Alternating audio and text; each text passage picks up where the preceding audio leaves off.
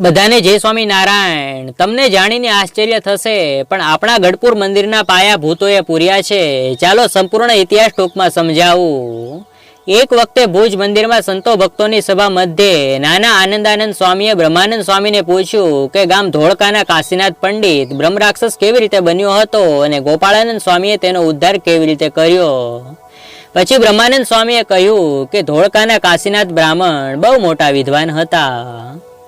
વાત એમ હતી કે કાશીનાથ તેમની પત્ની અને પુત્ર ધોળકામાં રહેતા અને વિદ્યાભ્યાસ કરાવતા। પહેલાના સમયમાં તેલની મોટી ટાંકી ઘરમાં રાખતા અને મગફળીની સિઝનમાં તેલ કઢાવી ભરતા।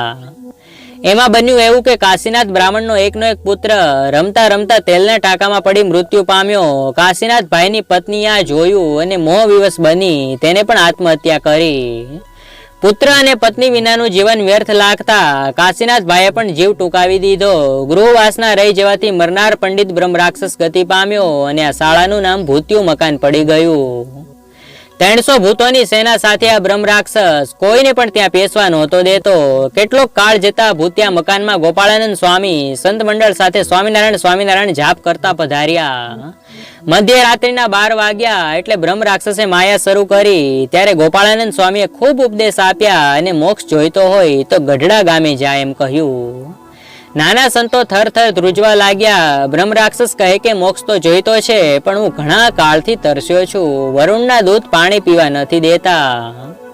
ગોપાળાનંદ સ્વામી કહે ગઢડા ઉન્મત્ત ગંગામાં કોઈનો ચોકી પહેરો નથી, ત્યાં જઈ પાણી પીજે। પછી બ્રહ્મ રાક્ષસ 300 ભૂતોની સેના સાથે ગઢપુર ગયો।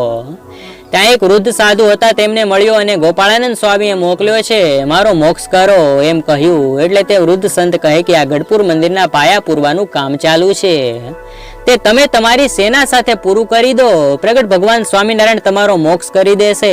પછી ભૂતોની સેના સાથે ગઢપુર મંદિરના પાયાની પૂર્ણી કરી અને ભગવાન સ્વામિનારાયણે બધાનો મોક્ષ કરી બદ્રિકાશ્રમમાં મોકલ્યા। આ વિડીયો તમને પસંદ આવ્યો હોય તો લાઈક શેર જરૂર કરજો। ચેનલ નામ નીચે ફૂલ વિડીયો જોવાનું ઓપ્શન છે, તે જરૂર જુઓ। ચેનલ પર નવા હોય તો સબસ્ક્રાઇબ કરી દેજો।